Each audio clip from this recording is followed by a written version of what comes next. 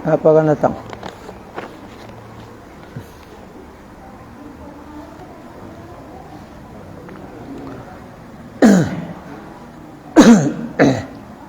Berapa baris di bawah? Hah? 10.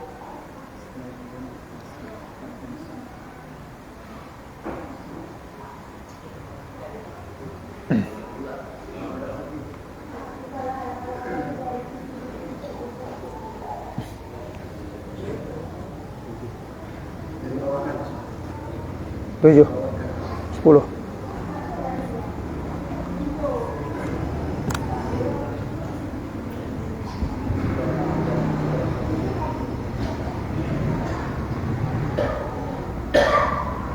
Assalamualaikum warahmatullahi wabarakatuh.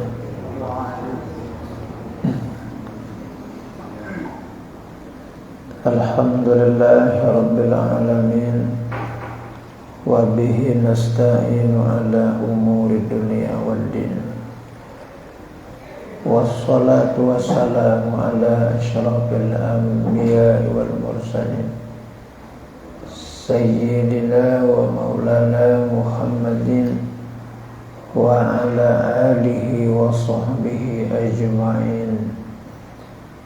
Qalu subhanaka la ilma lana illa ma 'allamtana innaka antal alimul hakim. Rabbi shrah li sadri wa yassir li amri wahlul 'uqdatam min lisani yafqahu qawli. Amma ba'd. Bapak-bapak, ibu-ibu jamaah pengajian rahimakumullah, kembali kita lanjutkan kajian ilmu usulul din atau ilmu tauhid atau ilmu kalam atau ilmu sifat 20. Sama lah itu maknanya. Dikatakan ilmu kalam karena di dalamnya ada pembicaraan tentang kalam. Dikatakan ilmu tauhid karena pembicaraannya tentang keesaan Allah. Dikatakan ilmu usuluddin karena ilmu pokok agama. Ya, dikatakan ilmu sifat 20 karena yang dipelajari adalah 20 sifat. Ya. Nah, kita lanjutkan kembali.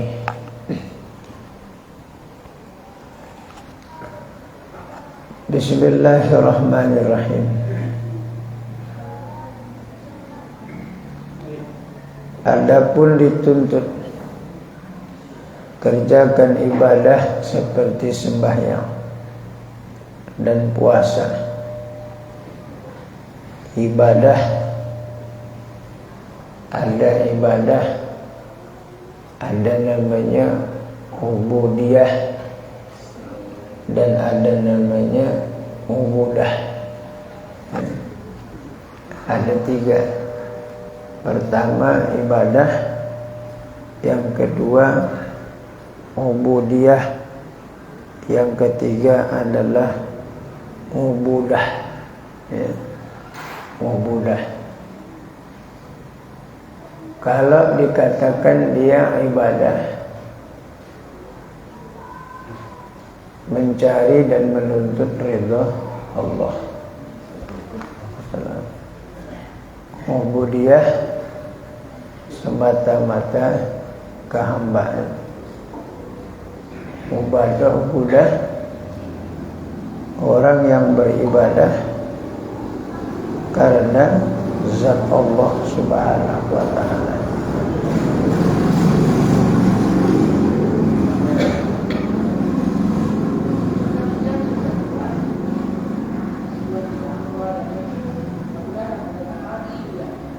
Agar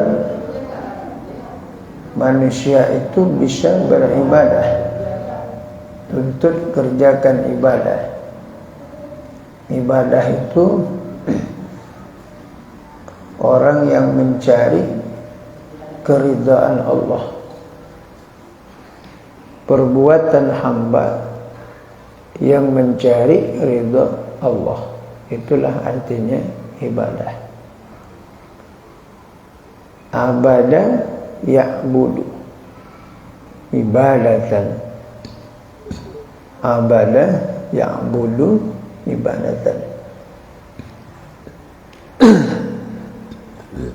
Kalau abida ya'budu, abid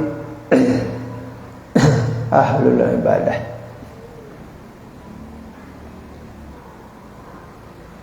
Seperti apa ibadah itu? Seperti ibadah itu adalah sembahyang, puasa, daripada kanak-kanak yang mumayyiz. Puasa, sembahyang daripada kanak-kanak yang mumayyiz. Bukan karena ia mukallaf dengan dia, hanyalah karena menggemarkan dia pada ibadah, supaya biasa ia. Jadi kalau kita mengajarkan anak-anak kita yang di bawah umur 15 tahun atau sebelum balik dia, kita mengajarkan anak-anak kita sebelum balik, itu untuk ditarbiyah, mendidiknya. Ibadah anak yang mumayyiz itu yang mengetahui dia sah dan batalnya ibadah, makan dia sendiri, minum dia sendiri, itu namanya mumayyiz. Yang di bawah 9 tahun itu, kalau nanti dia ngerti hukum agama, paham dia hukum agama, mengerti dia, dan tahu membedakan yang mana syarat sembahyang, mana makruh, yang mana membatalkan sembahyang, itu salatnya sah, tetapi tidak dihitung pahala. Yang dihitung pahala adalah ayah dan ibunya yang mengajarkan dia, bukan pahala ibadahnya. Pahala mendidik dan mengajarnya. Makanya kewajiban kita sebagai ayah mengajari anak-anak kita yang laki-laki dan perempuan, terutama ketika umurnya mencapai 7 tahun. Jadi ketika anak kita mencapai usianya 7 tahun, suruhlah dia sembahyang. Murus subya bis-shalah. Suruh olehmu anakmu subyan. Subyan itu anak-anak 7 tahun, subyan. Ya. Subyan itu anak-anak umur 7 tahun, subyan. Murus subyan bis-shalah. Murus subyan bis-shalah. Suruhlah anak-anakmu salat. Sab'as sinin. Ketika umurnya 7 tahun, suruh dia sembahyang. Wa iza balagha 10 sinin, dan apabila sampai usianya 10 tahun meninggalkan salat, fadribhu 'alaiha, maka cambuklah dia. Jadi 7 tahun anak kita itu sudah disuruh salat. Kalau sudah sampai usianya 10 tahun dia meninggalkan salat, pukul dengan pukul pengajaran. Jadi sejak dini anak kita itu sudah terbiasa dengan agama, nanti ketika dia besar wataknya watak agama. Tapi kalau tidak kita ajarkan dia agama, nanti dia tumbuh dewasa besar beringas, tak paham dia moral agama, tak mengerti dia etika di dalam agama. Itu kewajiban kita sebagai ayah dan ibu. Kalau tidak kita ajar mereka, nanti di akhirat dituntut.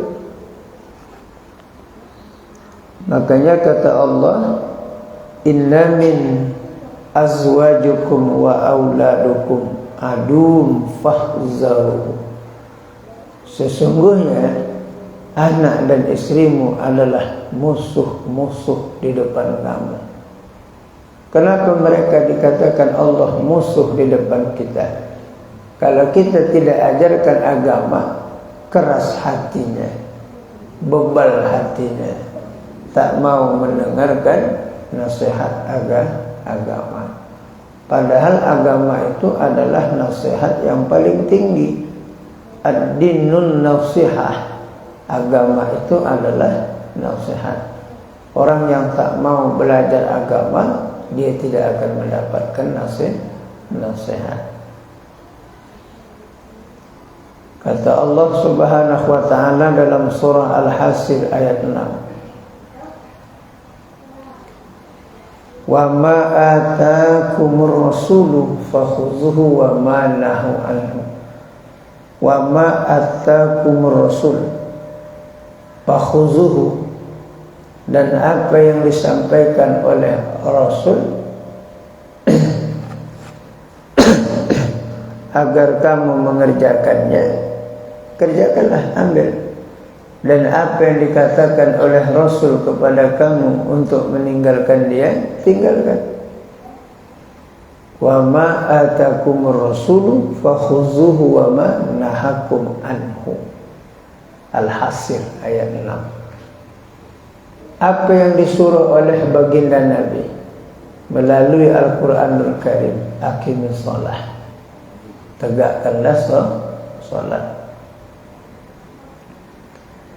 Di dalam surah Luqman, Allah Subhanahu wa ta'ala berkata, wa idz qala Luqman libnihi, dan ingatlah ketika Luqmanul Hakim.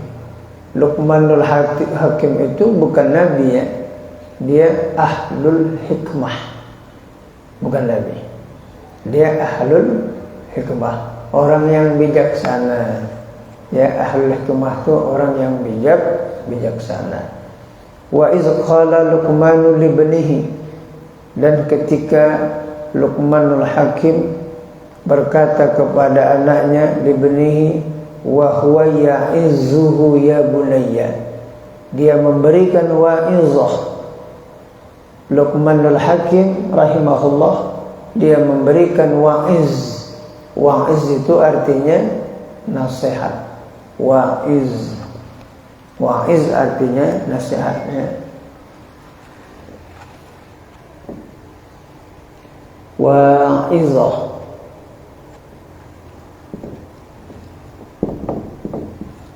wa'iz artinya nasihat. Wa'iz wa huwa ya'izzuhu, dia memberikan nasihat kepada anaknya, ya bunayya, wahai anakku, la tusyrik billah, jangan sekutukan Allah. La tusyrik billah. Tusyrik billah itu syarikah. Syarikah itu sekutu ya.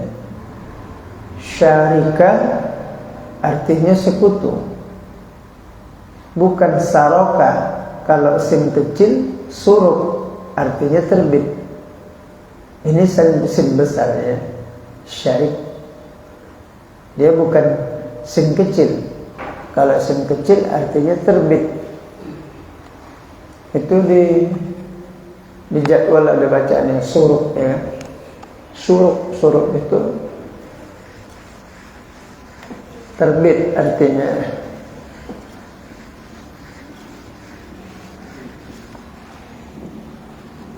kalau syarika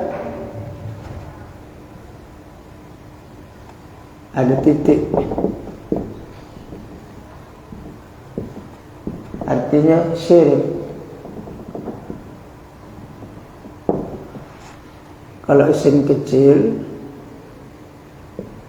saraka terbit.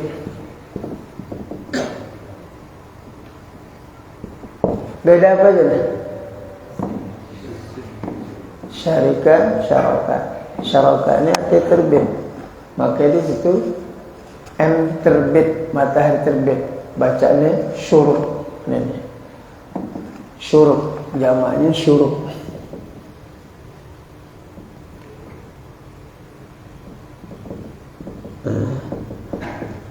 Syuruk. Masyrik. Apa arti masyrik? Masyrik tempat terbit. Di mana tempatnya? Timur. Tempat terbit. Masyrik tempat terbit. Maghrib terbenam. Maghrib gharuba. Gharuba terbenam, tenggelam. Tenggelam. Gharuba, gharuba tenggelam. Maghrib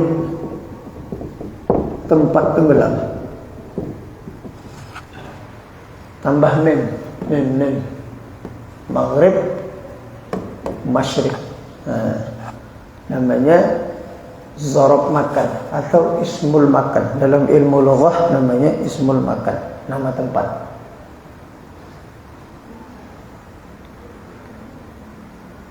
Summa ila arwahi jami'il ahli al-qubur wal muslimin wal muslimat wal mu'minin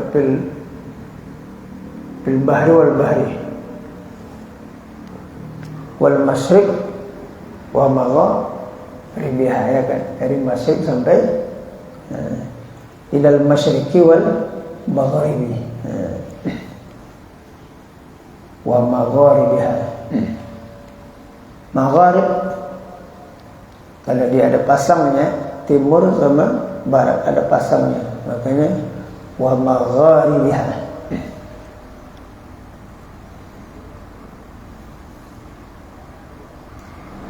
Wajib. Apa kata Luqmanul Hakim itu? La tusyrik billah, inna syirka la zulmun azim.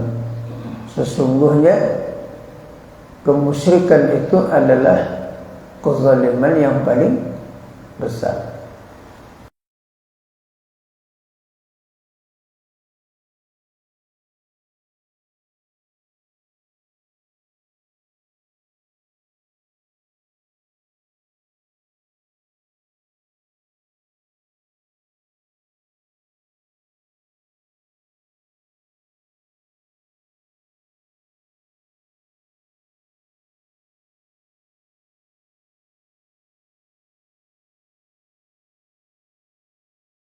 Makanya kita suruh anak-anak kita itu sembahyang, ya.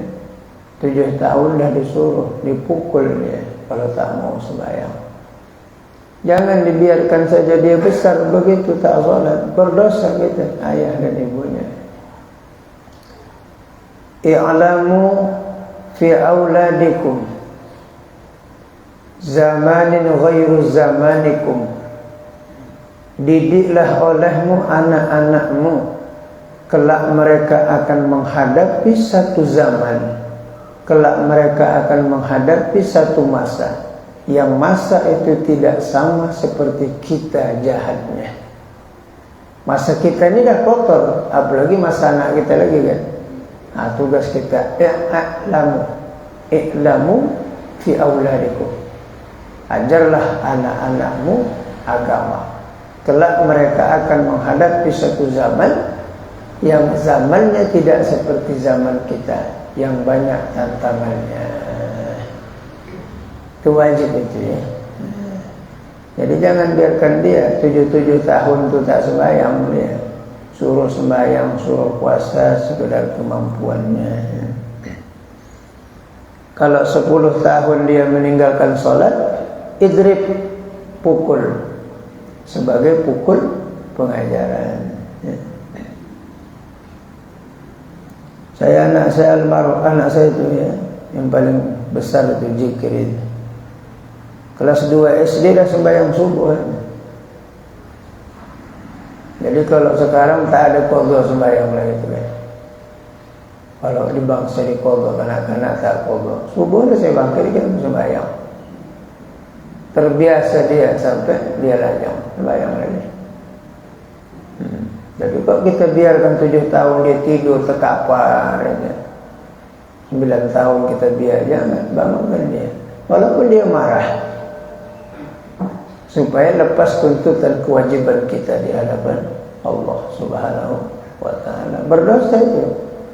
Kalau tidak kita ajarkan, berdosa itu ya. Tak terasa dosa kita itu. Suruh dia sembahyang. Di sini ini bilang Pak Ustaz, ajari anak-anakmu, yang maksudnya yang anak yang kecil lah Pak Ustaz kan. Jadi anak yang udah kawin tetap juga Pak Ustaz, tinggal satu rumah malam. Oh iya, kalau udah kawin serumah sama kita, tetap juga lah sebagai amar ma'ruf nahi mungkar. Kalau dia jauh, tanggung jawab suaminya. Memang kalau anak kita perempuan kan dinikahi orang, lepas sebenarnya tanggung jawab ayah dan ibunya. Kalau suaminya ibadah, kalau suami setan,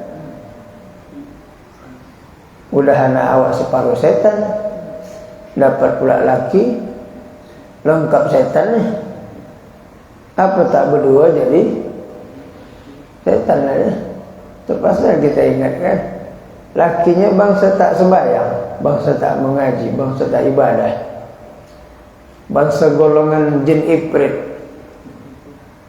Apa tak tugas awak sebagai ayah ibunya? Capek lah. Itu makanya cari jodoh anak kita itu biar yang alim-alim, cari dia. Walaupun miskin tapi dia ngerti agama. Biar terbimbing anak kita ya.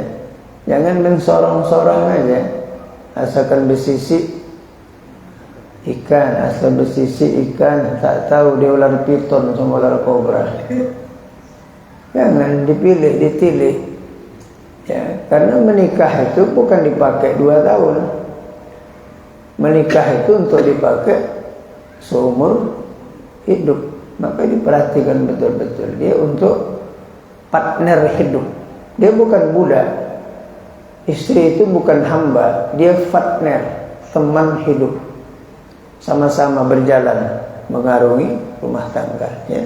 Dia bukan budak, bukan hamba yang disuruh-suruh, yang diperintah-perintah, yang dibodoh-bodohi, bukan. Dia itu adalah partner, teman hidup kita. Begitu perlakukan mereka. Dan istri anak ini adalah amanah. Orang yang menyia-nyiakan amanah khianat. Khianat dosa. Dosa neraka tempatnya. Jadi kalau kita ayah tak amanah, jadi khianat. Khianat berdosa. Tempatnya di neraka. Suruh itu istri-istri kita itu, suruh dia pakai kerudung keluar rumah. Kau pakai kerudung ya, keluar rumah. Nanti setiap helai rambut kau, aku yang berdosa di akhirat nanti. Ya, kasih tahu dia. Kalau bebal juga ada, sudahlah. Tak wajib nafkah, nusus namanya itu. Tak wajib nafkah kalau dia melawan. Gugur nafkahnya pada hari itu sampai dia patuh kepada suaminya, baru wajib nafkah dia. Nusus namanya. Bahasa Arabnya narsaza. Artinya orang yang durhaka kepada suaminya. Ada juga suami durhaka sama istri? Tak ada. Cuman mengabaikan kewajiban ada. Kan tak pernah kita istilah dengar kan, suami durhaka sama bini kan. Kalau bini ada. Tapi kalau suami tidak bertanggung jawab, kalau suami tidak berfungsi sebagai suami, mengabaikan segala macam kewajiban, dia juga berdosa. Kenapa berdosa? Ar-rijalu qawwamuna 'alan nisa. Laki-laki adalah pemimpin kaum perempuan. Dia memimpin. Berat nih tanggung jawab kita nih ya, sebagai suami.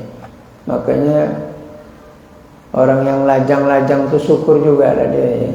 Tak banyak bebannya. Kalau kita nih banyak Pak kewajibannya.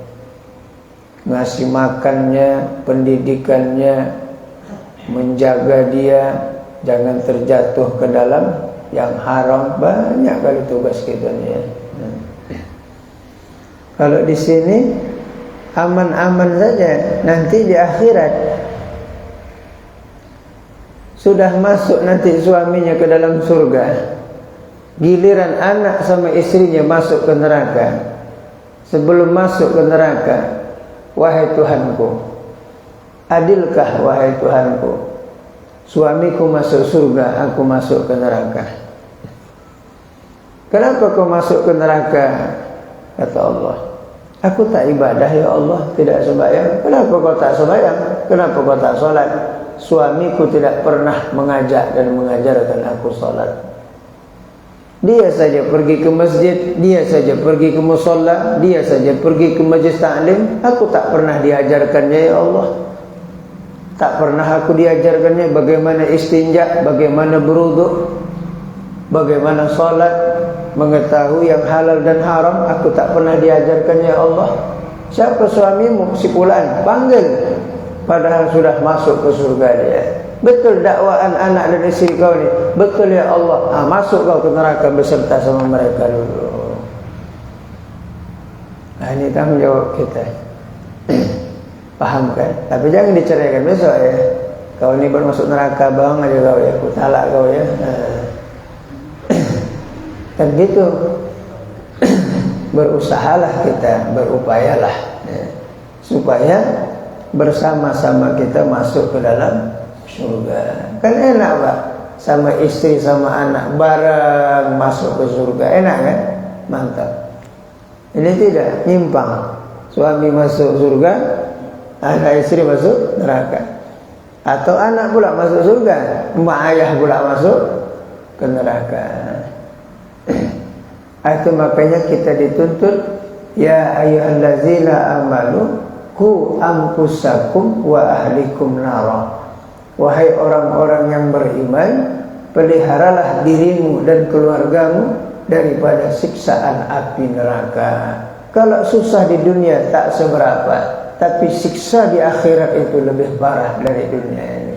Maka selamatkan keluarga kita dari siksaan api neraka itu, yang bahan bakarnya terdiri dari batu-batu dan manusia ya.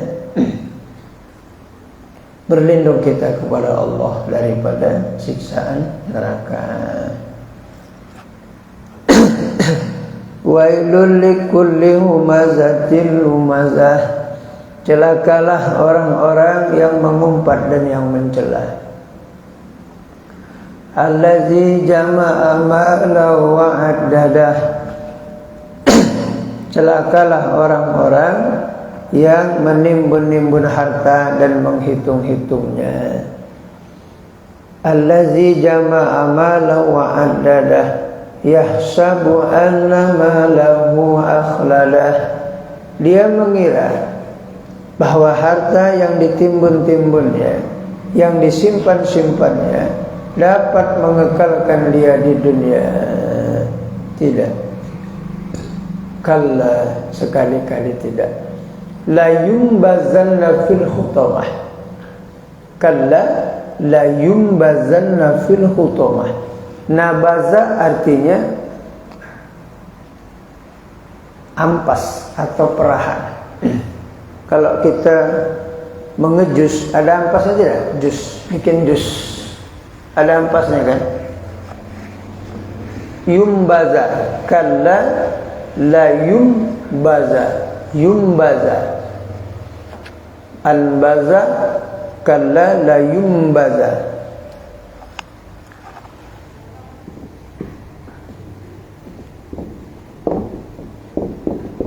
Anbaza, yunbazu.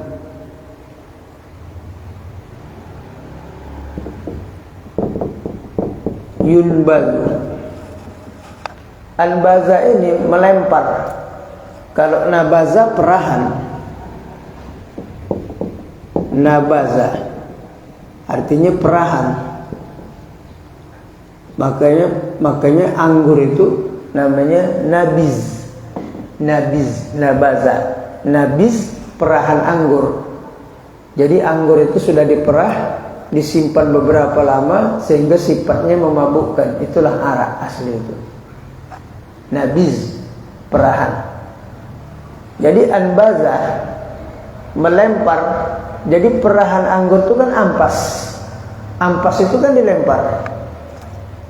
Dilempar kan ampas itu. Misalnya kita merah santan, ampasnya dilempar nggak? Dilempar. Jadi kalla la yumbazan nafil khutamah. Kelak kami lemparkan mereka ke dalam neraka. Nah, jadi dia bukan masuk, dilemparkan.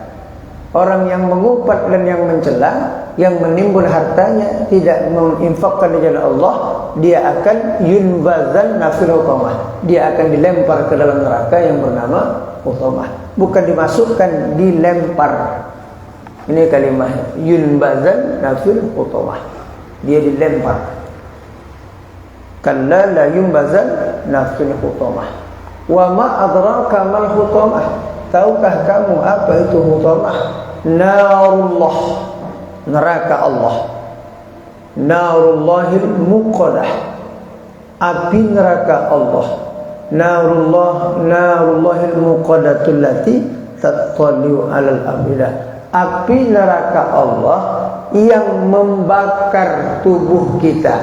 Tapi kalimahnya tattaliu alal afidah. Afidah itu hati. Jadi api itu tidak membakar, tetapi menjilat tubuhnya hingga sampai ke hulu hatinya. Kalau api itu membakar kan begini, bakar. Ini tidak, menjilat api itu sampai ke dalam ke hulu hatinya. Allati tattali'u, tali'u itu kan terbit. Tattali'u alal afidah. Innaha alaihim mu'sadah. Sesungguhnya mereka akan dicampakkan ke dalam neraka. Fi amadim mumaddadah. Sedangkan mereka diikat dengan tiang, dicampakkan ke dalam neraka. Na'udzubillah, subhanahu subhanallah, berlindung ke Allah.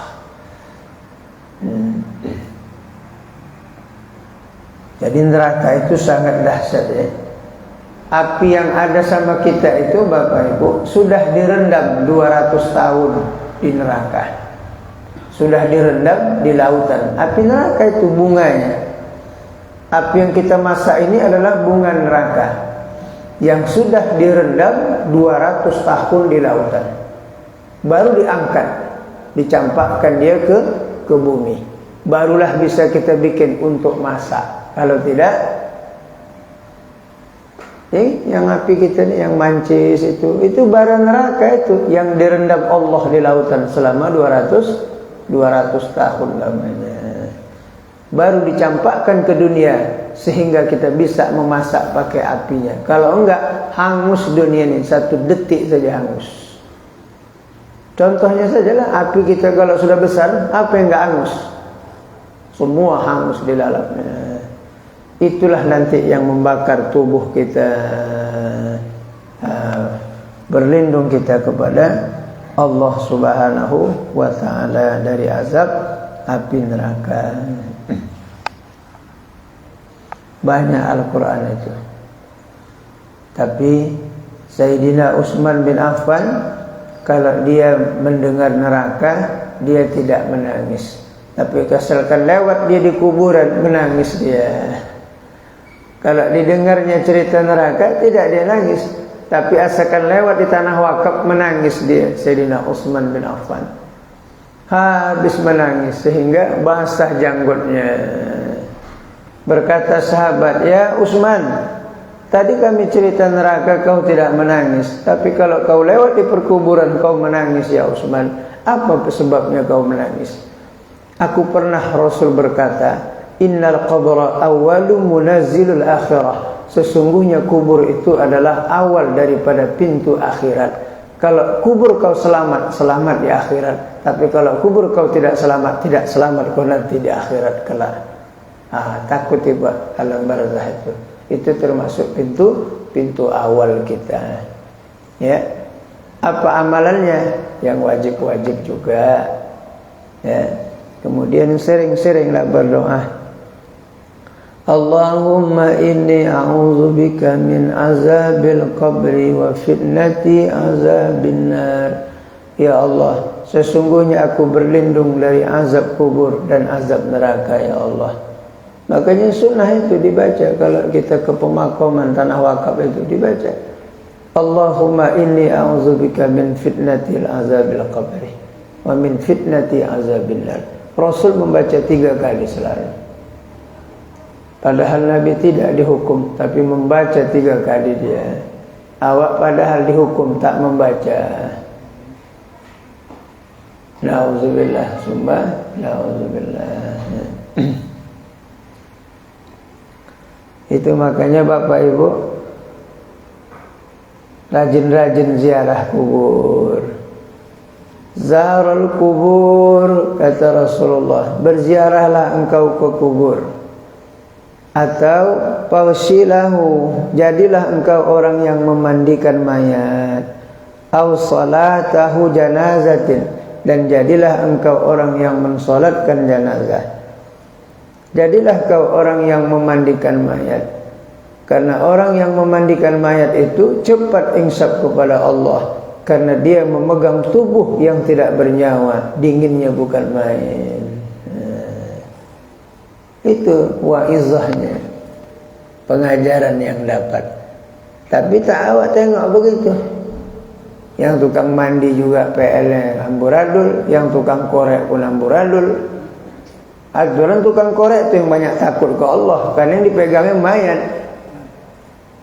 Tak dapat iktibar dia dari apa yang dikerjakannya. Apa namanya itu? Khatamallahu ala qulubihim, ditutup oleh Allah hatinya.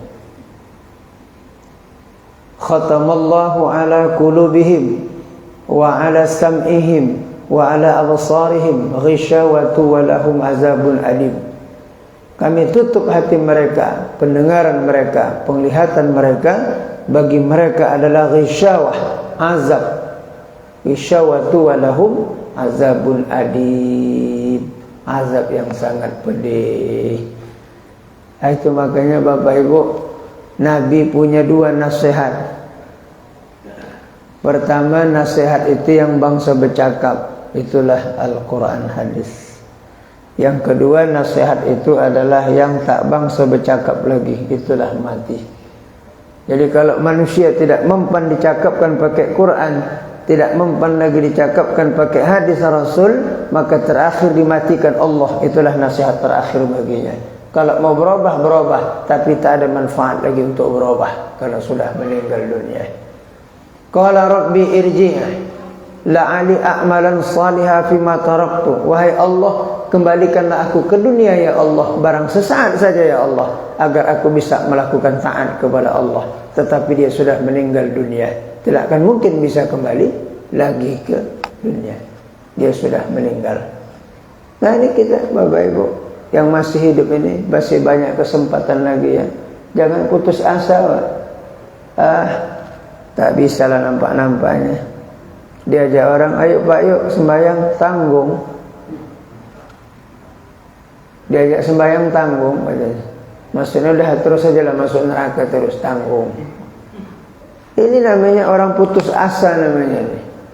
Orang putus asa, putus rahmah dari Allah. Dosa besar dia. Tidak ada dosa yang tidak diampunkan Allah kecuali dosa mensekutukan Allah. Dosa apa? Ribakah dia? Minum khamarkah dia? Penzinahkah dia? Mencurikah dia? Merampaskah dia? Ghibahkah dia? Kalau dia mohon ampun kepada Allah, Allah ampunkan, dihapuskan Tuhan kesalahannya. Apalagi dia terus berbuat baik, baiknya itu mengikis kesalahannya. Innal hasanata yuzhibu syai'at ma'ul wasakh. Sesungguhnya perbuatan baik dapat menggugurkan perbuatan jahat, sebagaimana air menghilangkan kotoran. Makanya kalau orang dulu jahatnya minuman keras, sekarang bersedekah dengan minuman halal, kasih orang teh manis, kopi, susu. Dulu suka makanan yang haram, sekarang taubat, kasih orang makanan yang halal. Boleh jadi durian, ya. Ustazlah darah tinggi, yang lain adalah direbus, apa sedekahkan dia. Dikasihkan seperti itu, supaya ada imbang nilai pahala dengan keburukan yang kita kerjakan, ya.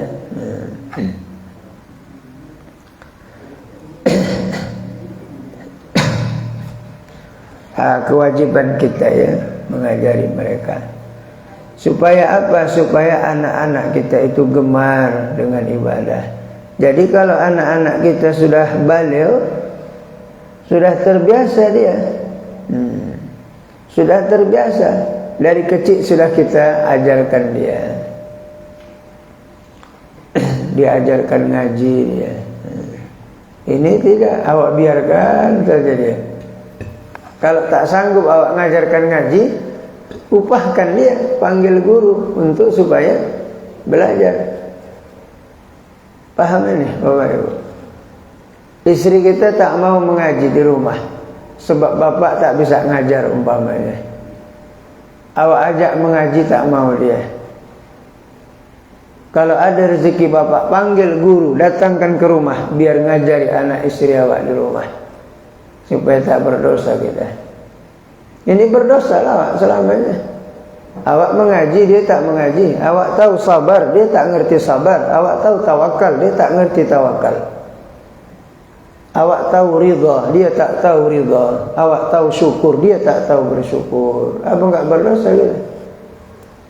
Kalau tak mampu manggilkan guru, maka ajak dia, suruh dia mengaji. Lepaskan dia, pergilah kalian mengaji. Aku tak sanggup mengajar kalian, karena aku tinggi kali gaji kuda.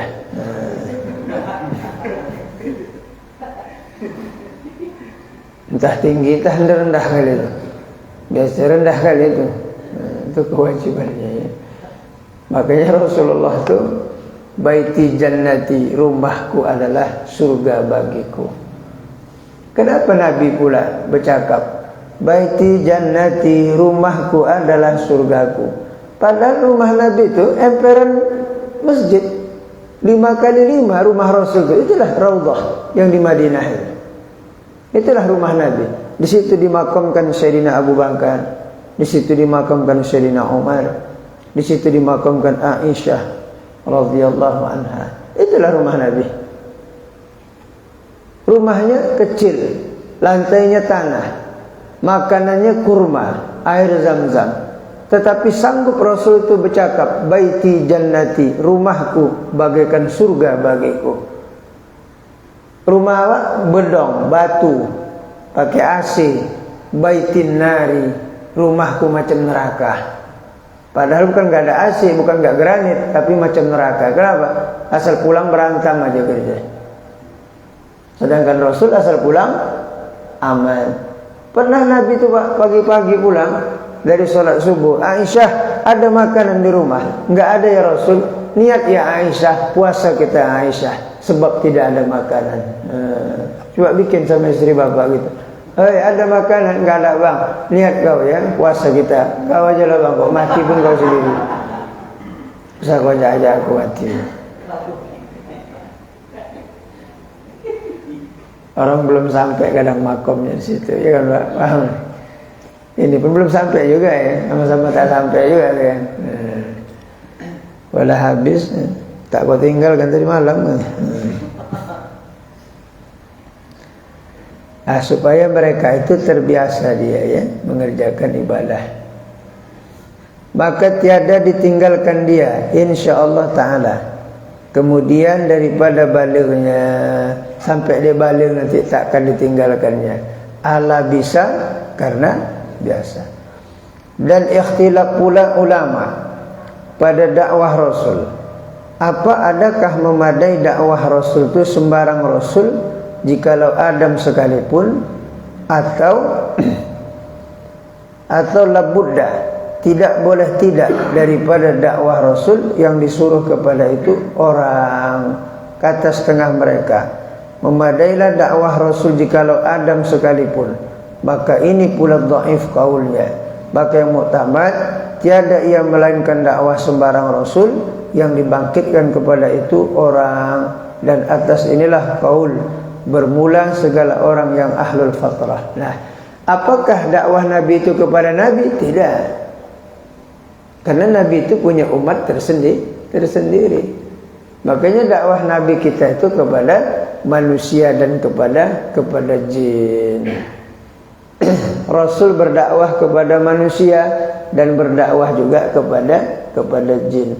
Kepada malaikat Rasul berdakwah cuman litakrim, untuk memuliakan, bukan taklif, bukan pembebanan. Karena malaikat tidak pernah melakukan maksiat. Kalau didengar nanti Rasul menyampaikan risalah kepada malaikat, itu adalah untuk memuliakan malaikat. Tapi kalau untuk kepada manusia dan jin adalah untuk tasyrik, untuk syariat, hukuman. Paham kan? Nah, Rasul pernah mengajarkan malaikat. Kalau kita mana jumpa lah tu kan, ngajar orang biasa aja payah.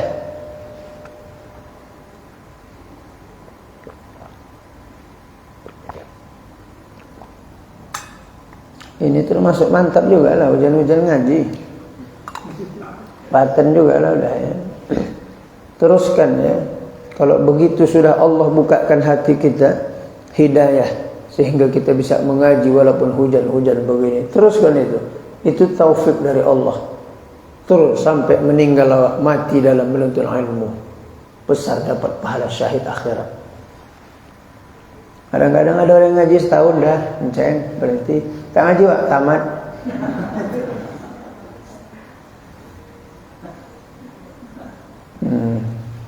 Kalau mengaji begitu, cobaan banyak.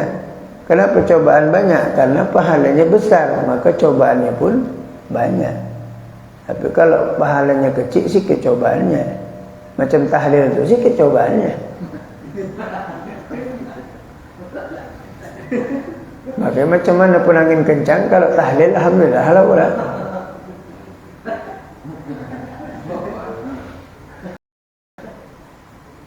Ditanya istrinya, kemana abang? Mau tahlilan 7 hari. Itu payung. Apa payung? Ngaji orang ngaji, rintik demam dah, jelek. Nah, mengaji berat cobaan. Kecuali orang yang menuntut ilmu, tidak mencari ustaz, tidak dapat duit, rajin ngaji. Ada juga gitu, rajin ngaji, dituntutnya ilmu. Nanti kalau dah aku berilmu dapat duit aku, sedap aku jajan, belanja. Nah, itu ada juga. Niatnya salah. Bukan karena Allah Subhanahu wa ta'ala, karena untuk meraup dunia. Buat aja dunia, akhiratnya pasti akan datang. Bermula segala orang ahlul fatrah itu tiada mukallaf, dan orang yang mati zaman itu tidak kena siksa. Jika ada mereka syirik dengan Allah, menyembah berhala sekalipun, ada namanya zaman fatrah. Tengok kitabnya ya, ada kalimah fatrah di situ.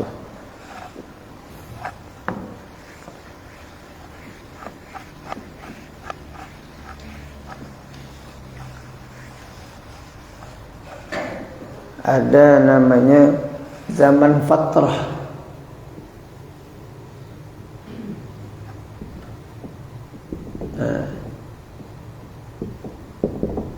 Fatrah ini zaman kekosongan Nabi, ketidakadaan Nabi, namanya fatrah. Kekosongan Nabi, kekosongan Nabi. Nabi Isa diangkat oleh Allah 420 tahun lamanya. 420 tahun Nabi Isa diangkat ke langit. Baru Nabi lahir 570 Masehi. Jadi 420 tahun ini Nabi tidak ada, karena Nabi Isa diangkat ke langit. Setelah ditinggalkan Nabi Isa, umat-umat itu bermacam-macam. Ada yang menyembah batu, ada yang menyembah ruh, ada yang menyembah berhala. Sampailah Rasul umurnya 40 tahun. 40 tahun umur Nabi, barulah diangkat menjadi Nabi. Baru datang Islam. Jadi siapa yang mati sehingga umur Rasul sampai 40 tahun, siapa saja yang meninggal di waktu ini, mereka hidup di zaman fatrah, kekosongan Nabi. Orang yang mati di zaman fatrah, yang tidak ada Nabi di zamannya, mereka mati masuk surga sekalipun menyembah berhala. Ini akidah Ahlus Sunnah wal Jamaah. Jadi siapa yang meninggal di zaman ini, tidak sempat Rasulullah diangkat menjadi Nabi, maka siapa yang mati semua masuk ke surga. Ya, dan mereka tidak dihukum oleh Allah walaupun mereka menyembah berhala dan jin dan sebagainya. Kenapa? Dalam surah Al-Isra Allah mengatakan, wa ma kunna mu'azzibina. Wa ma kunna mu'azzibina. Wa ma kunna mu'azzibina. Mu'azzibina. Tidaklah kami mengazab satu kaum, satu umat, hatta nab'asa rasulah, sehingga kami bangkitkan Nabi di tengah-tengah mereka. Nab'asa rasulah, sehingga kami bangkitkan Nabi. Kami tidak akan menghukum satu kaum sehingga kami datangkan Nabi kepadanya. Pada waktu itu Nabi tidak ada, diangkat ke langit. Nabi Isa diangkat ke langit, bukan dibunuh. Ya. Makara wa makarallah wallahu khairul makirin. Iz qala Allahu ya Isa ilayya mutawaffika.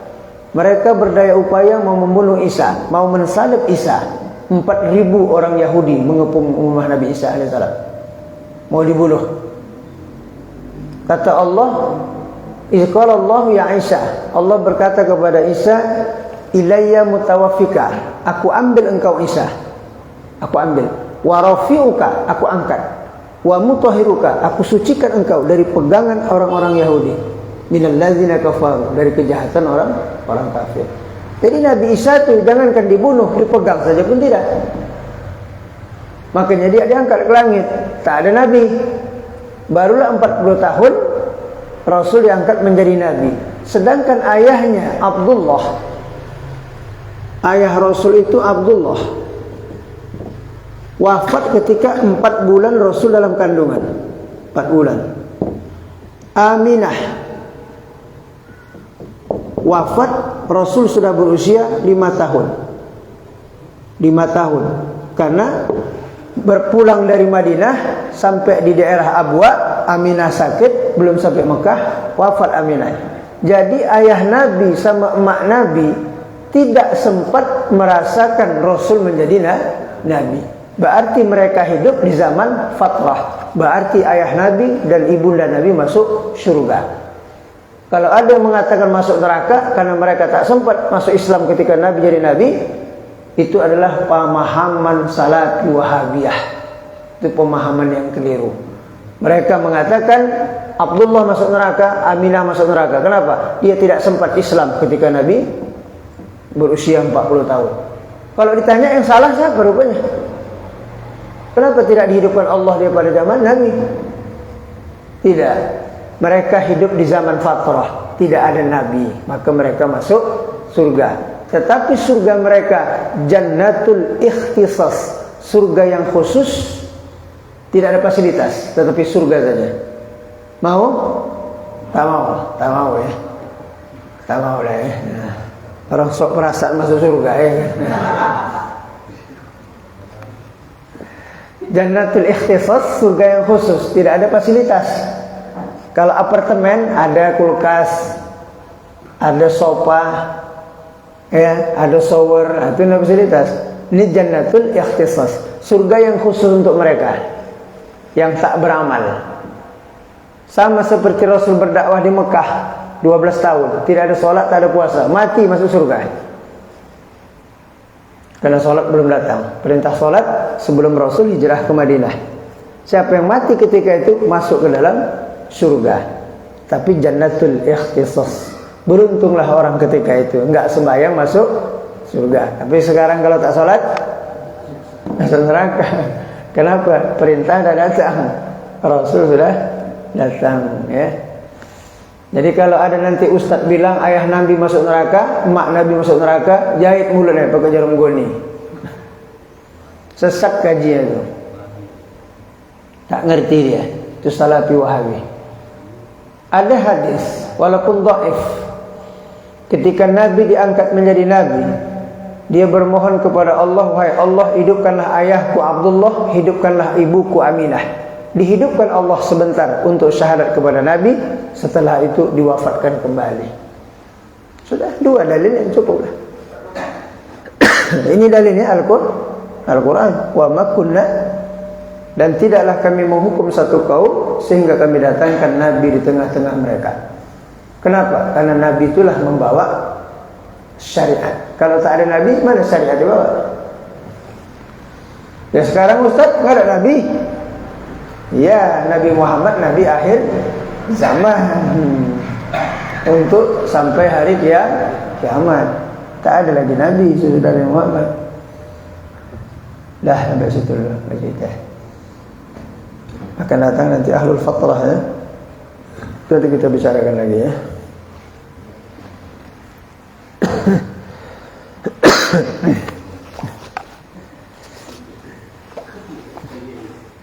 Kadang Bapak Ibu kalau sudah ngajar nih kadang suruh aja kadang lupa kita kesehatan. Kalau ngajar membaca lagi, kalau sudah tagih makan lupa, jam lupa. Kata guru kami dulu namanya makom ilmu namanya. Asyik sama ilmu. Payah juga dapat itu lezatnya itu kan. Banyak orang senang kitab. Yalah. 10 menit ngantuk kan. Alhamdulillahirabbil alamin. Wassalatu wassalamu ala asyrafil anbiya'i wal mursalin. Sayyidina wa maulana Muhammad wa ala alihi wa sahbihi ajma'in. Irhamna ya arhamar rahimin, ya arhamar rahimin, ya arhamar rahimin. Allahumma anzil rahmah wal maghfirah wal ni'mah wal inayah wa taufiq wal hidayah wal istiqamah alaina ala hadhihi al-jamaah wa ala al-muslimina wal muslimat wal mu'minina wal mu'minat innaka ala kulli syai'in qadir. Rabbana atina fid dunya hasanah wa fil akhirati hasanah wa qina azabannar. Sallallahu ala sayyidina Muhammadin nabiyil ummi wa ala alihi wa sahbihi wa sallam. Subhana rabbika rabbil izzati amma yasifun wa salamun alal mursalin alhamdulillahi rabbil alamin. Wabillahi taufiq wal hidayah. Assalamualaikum warahmatullahi wabarakatuh.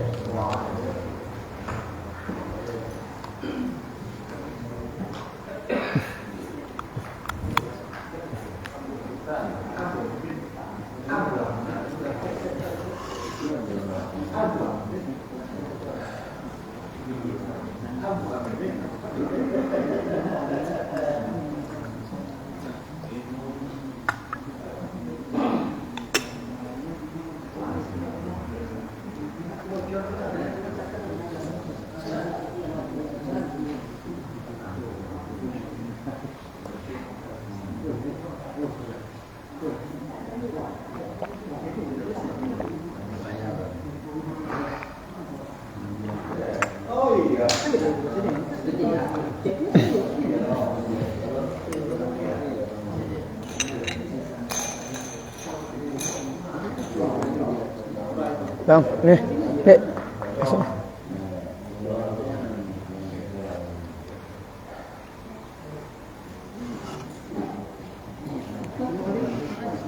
Dah nih, cukup bang, cukup dah.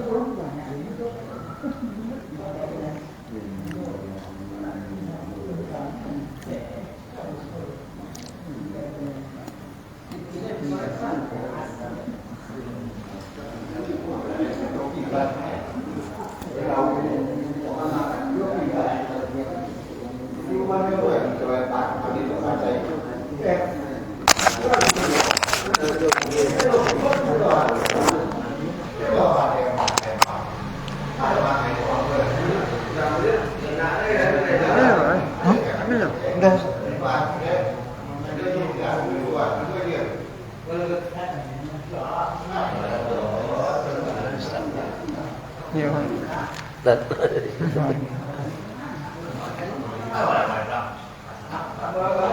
Makan dong. Iya, makan deh.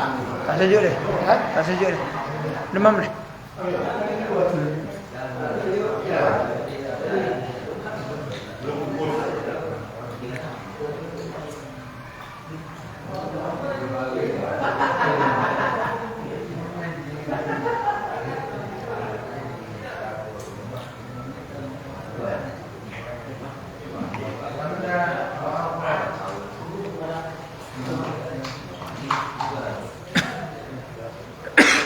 Saya mau tanya, di rumah orang tua saya kan di Jakarta katanya. Depan rumah masjidnya orang Wahabi semua. Jadi saya sholat situ gimana? Makruh imam sama orang tuh. Iya. Ada orang tuh akidahnya sesat. Saya dulu sholat sama dia. Jadi kalau sabnya Pak, ini orang tua anak kecil ini selang-seling. Ya saya bingung gitu. Jadi nggak usah sholat situ, pindah aja gitu. Ya, karena berimam dengan orang tuh makruh. Oh gitu. Kalau kita imam nggak apa-apa. Kalau orang imam makruh. Karena akidahnya sesat. Tuhan di aras sesat. Iya. Hampir Orang bapak Nabi masuk neraka. hampir kafir orang. Gayanya Islam hampir kafir. Dia macam Syiah Yahudi juga. Jadi adik saya paling kecil ikut aliran itu. Saya nasihatin pun Tak mau deh. enggak, malah saya pas lagi kodoan sholat. Apa yang abang kodoan sholat? Ya, bilang adek. Saya udah nggak tahu lah, saya tengok dulu kita. Nabi yang mengkodok. Hah? Nabi yang mengkodok tinggal subuh. Bejenggot, rambut cingkrang saya tengok. Jadi saya 2 tahun yang lalu, ya lebaran semalam kan saya pulang. Itulah saya sholat di situ. Oh, ini kok saya bayar pindah aja. Orang Wahabi nih, asalkan dia masuk pengajian Wahabi, yang pertama dikafirkan sama ayah. Salah kan sama ayah. Yang begini salah jangan. Salah.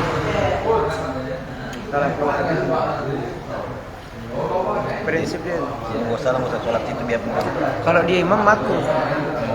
Kalau bukan dia imam bisa lah selamat lagi. Hilang fadilah jamaahnya kalau dia imam. Ada di Pasik. Bingung gitu. Mau saya mau tanya apa?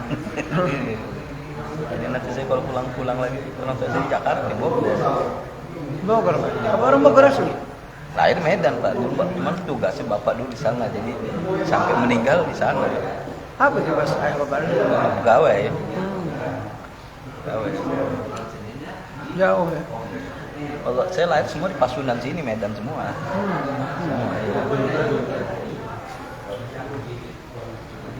Balik lah Pak ya.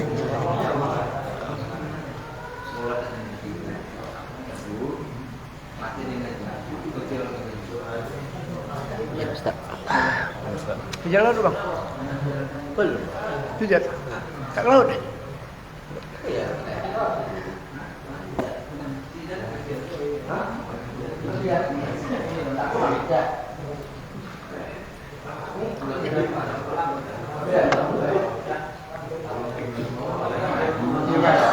Kerja deh? Kerja di mana ya? Si Jan apa dia? Kerja di Bio. Ada kawan dulu.